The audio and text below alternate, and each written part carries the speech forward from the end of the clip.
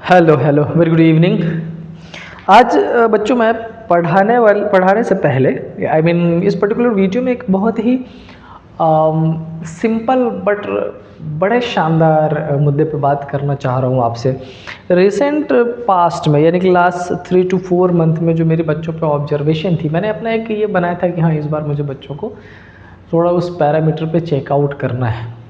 State bank of India PO, IBPS PO, state bank of India clerk और IBPS clerk के mains का examination, although एक session अभी बच रहा है। इस बीच में मैंने जितने बच्चों पे काम किया है, आपको बता दूं मैं ऑलमोस्ट 16 से 17 बैचेज हैं। हर बैचेज में ऑलमोस्ट 40 के आसपास स्टूडेंट हैं और लगातार कनेक्टेड हूँ मैं। तो उसमें से मेंस के जो बच्चे हैं मेरे से ऑफलाइन में और 7-8 बच्चे ऑनलाइन वाले जो कनेक्टेड हैं, मैंने जब उनको पढ़ा, उनको समझा, आज की कंडीशन में बच्चे थोड़े से डिफरेंट है जब मैं प्रिपरेशन के दौर में था तब से आज तक। मैंने सोचा क्या कि मैं इसको आपके साथ शेयर करूं ताकि आईबीपीएस क्लर्क का एक मेंस बच रहा है, उसके बाद रीजनल रूरल बैंक का स्केल 1 ऑफिसर और जूनियर असिस्टेंट दोनों का ही बच रहा है, तो क्या उसमें कुछ इम्पैक्ट डाल सकता हूँ मैं। तो मेरी ये कोशिश रही है कि मैं उस पर चेक करूँ।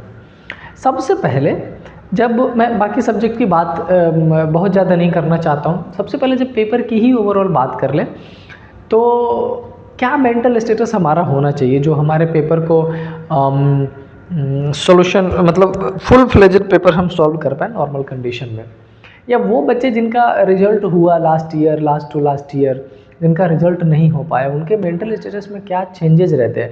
मैं बेसिकली उस पर बात करने की कोशिश करूँगा इन रिस्पेक्ट ऑफ रीजनिंग को बेस में रखते हुए।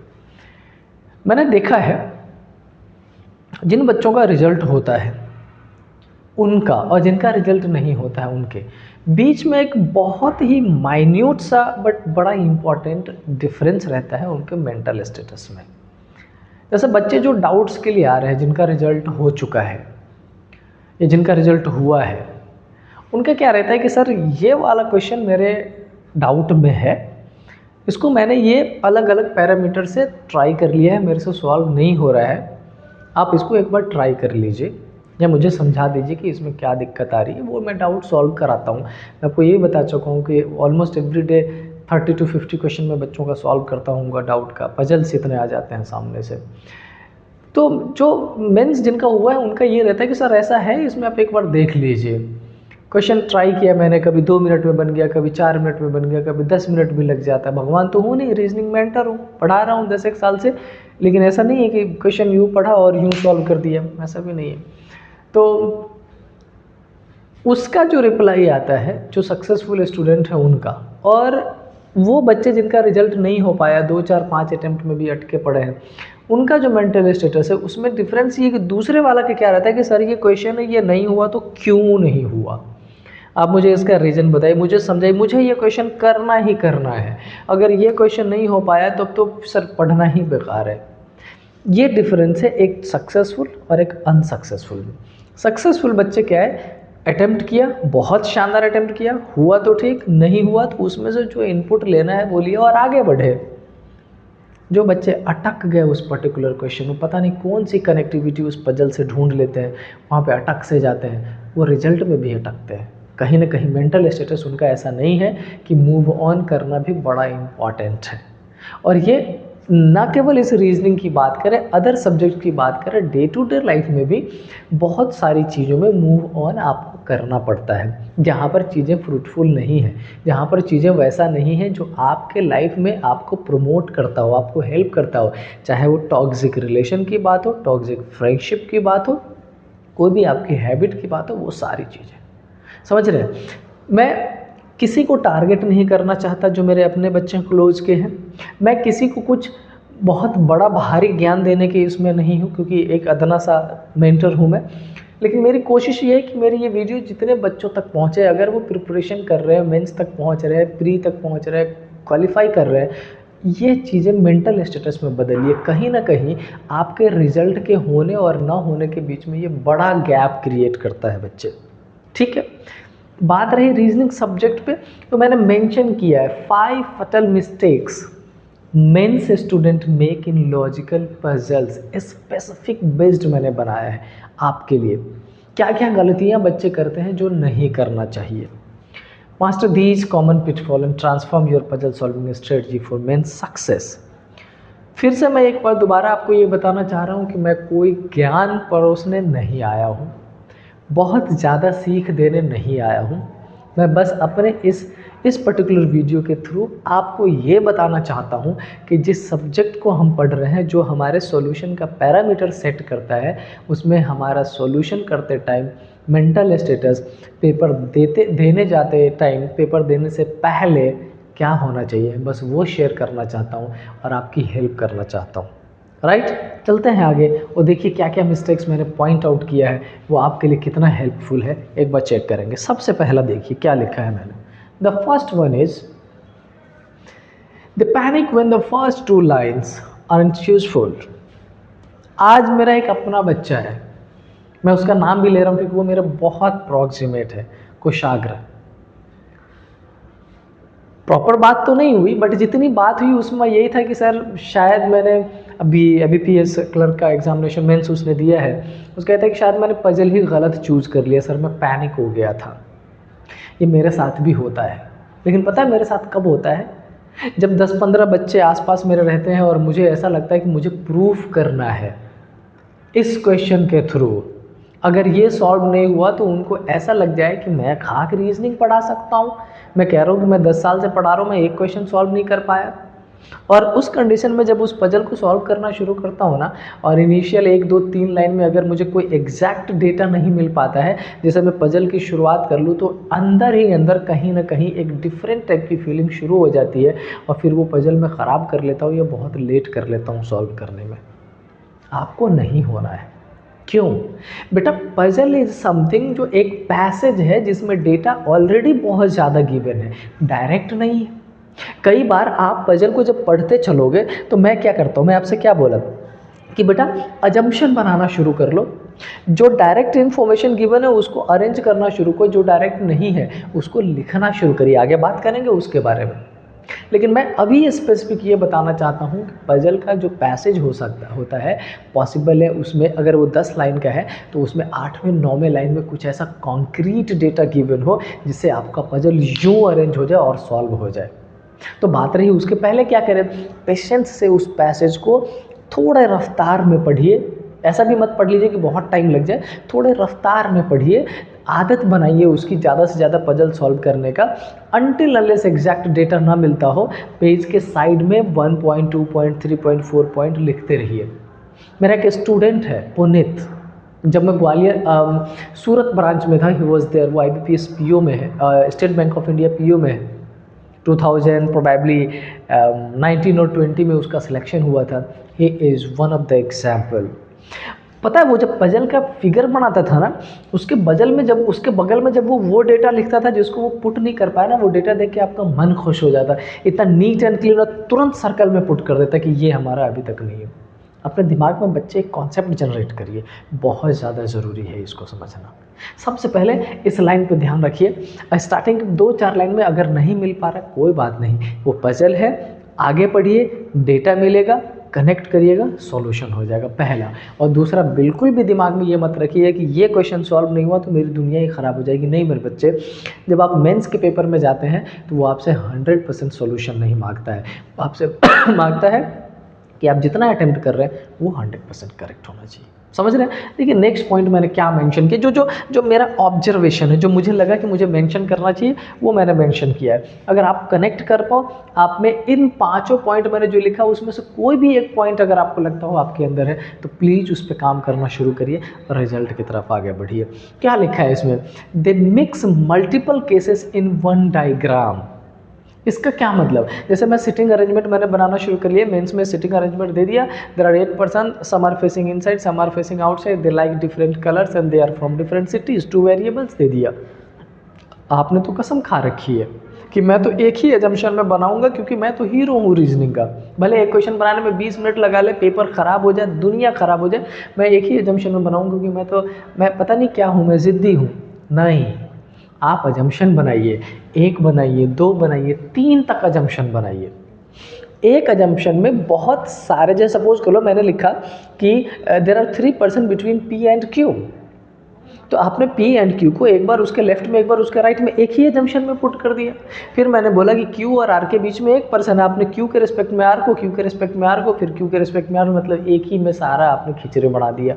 आप खुद समझो ना यार, अगर एक खाना बना रहे हो उसी में चावल, उसी में दाल, उसी में आलू, उसी में प्याज, उसी में चिकन, उसी में मटन, आई एम सॉरी अगर आप में से कोई वेजिटेरियन हो तो आप अपना कंसीडर कर लीजिए, वो डाल दो। क्या लगता है आपको वो खाना सही बनेगा? नहीं बनेगा ना। आपको टेस्ट ही पता नहीं चल पाएगा, आप चेक ही नहीं कर पाओगे कौन सा। बेटा पजल ऐसा ही होता है, आप अजम्पशन क्रिएट करिए, बहुत ज़रूरी है, और एकदम क्लियर लिखिए सिंप्लीफाइड में। ये सेकंड मिस्टेक है बच्चों की जो वो करते हैं। एक तो मिला नहीं तो परेशान, और अगर डेटा मिलना शुरू हो गया तो हौच पौच खिचड़ी बना दिया। इसमें मैं क्या कहना चाह रहा हूँ, अगर आपको पैसेज दोबारा पढ़ने की ज़रूरत पड़ती है मेंस में सॉल्यूशन करते टाइम, तो आप उस पैसेज को ना पढ़ो, आपने अलग से जो अजम्पशन लिख रखा है उसको पढ़ के काम चला लीजिए। That is most important, right. क्या लिखा है? The fatal error, one wrong arrow and the whole puzzle becomes unsolvable, never combine cases. कभी भी अलग अलग केसेस जो बन सकता है, जो क्रिएट हो सकता है, एक जगह कंबाइन करने की गलती ना करें। ये मेरी रिक्वेस्ट है, सजेशन है, एडवाइस है, as a teacher, as a mentor, as a big brother, आप जो मुझे मान लो, लेकिन अगर आपको रिजल्ट ओरिएंटेड काम करना है तो करना पड़ेगा। नेक्स्ट देखिए क्या लिखा है मैंने, mistake 3, if they are stuck. ये बात मैंने अभी अभी कही है। कई सारे टाइम बच्चे क्या करते हैं, अगर वो पर्टिकुलर क्वेश्चन में फंस गए, 2-3 मिनट ख़राब कर लिया, लग रहा है पजल देख के पढ़ के आपको आइडिया लग जाता है, मुझे भी लग जाता है कि ये पजल थोड़ा मुश्किल है, टाइम लगने वाला, नहीं होने वाला है। निकलो ना उसमें से, दूसरे क्वेश्चन में एंटर करो ना। क्यों उसमें फंसे पड़ो? वो मेरा रिश्तेदार नहीं है। ऐसा नहीं है कि अगर वो पजल मैंने सॉल्व नहीं किया तो IBPS, SBI, another different organisation मुझे जॉब नहीं देगी क्योंकि उन्होंने क्राइटेरिया ही वो क्वेश्चन रख रखा। नहीं, ऐसा बिल्कुल भी नहीं है। You have to move on. 3 to 4 minute, 5 minute max to max एक पजल पे दीजिए। अगर आप मेंस कर रहे हैं, हो रहा है तो ठीक, नहीं हो रहा है तुरंत आगे बढ़ जाइए।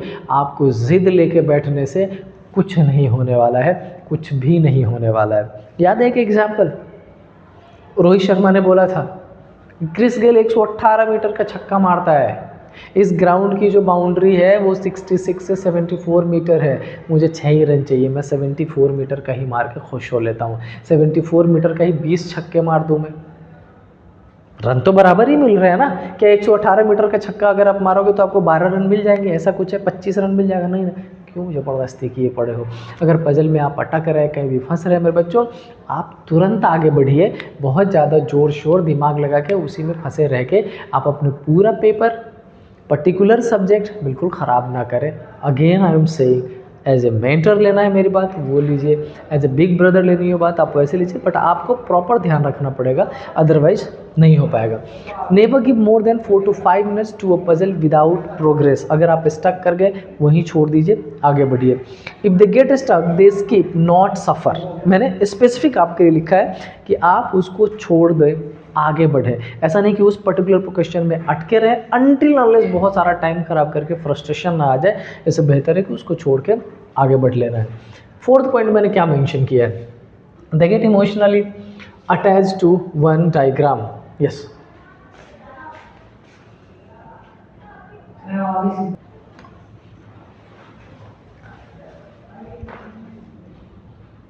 हाँ, तो अब ये जो इमोशनल अटैचमेंट है टू वन डायग्राम से मेरा क्या कहना है, कई बार अपन पजल में अटक जाते हैं जब आगे नहीं बढ़ रहे होते। कई बार क्या होता है कि हमने एक डायग्राम जानबूझ के बना लिया, हमने अजम्पशन नहीं बनाया, और उसी डायग्राम में दिमाग लगाए पड़े हैं, हौच पौच गीच गाच।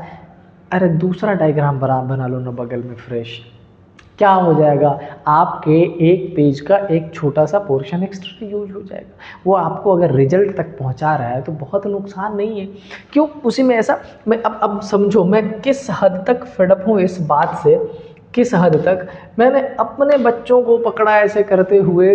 आपने ये ऐसा, इधर आजा भाई तू, आपने ऐसा कुछ बना लिया, एक ऐसा पजल, इसमें अरेंजमेंट यहाँ यहाँ यहाँ कर दी, सेट नहीं हुआ, इसी में दूसरा यहाँ कर दी, नहीं हुआ, इसमें घचर पीचर पीचर कहिए पड़े हो। आप खुद ही नहीं समझ पाओगे कि आप कौन सा अरेंजमेंट करना चाह रहे थे और कहाँ करना चाह रहे थे। सो आपके क्वेश्चन बनाने से पहले दिमाग में क्लियर स्केच होना चाहिए कि मुझे ये करना है और मुझे ये नहीं करना है, अगर आप रिजल्ट लेना चाहते हैं। बहुत क्लियर आपके एजम्पशंस लिखे होने चाहिए, ठीक है। इसमें मैंने और क्या मेंशन कर दिया है, they don't want to discard a wrong case because they are already written so much effort and time invested. तो गलत भी है तो क्या हो गया, उसी को सही करता रहूँगा मैं, ये गलत है, ये आपको गलत डायरेक्शन में ले जा रहा है, इससे पजल, सिटिंग अरेंजमेंट या अदर क्वेश्चन नहीं कर पाएंगे आप समझे इस बात को। Critical training point, if it is wrong scrap it, don't try to repair it, fresh start save time and prevent cascading errors.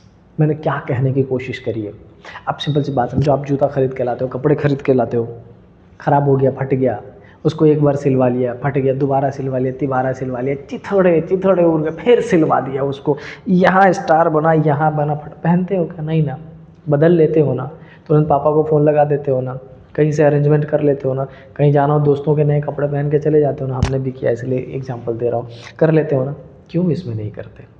बिल्कुल क्या करिए, अगर एक एजम्पशन में अटक गए हैं, वो उसमें ज़्यादा लिख दिया है, तुरंत दूसरा बना लीजिए। और यकीन मानो, जो बच्चा एजम्पशन बना के पजल सॉल्व करता है ना, उसको कम टाइम लगता है पजल सॉल्व करने में एज कम्पेयर टू अदर्स।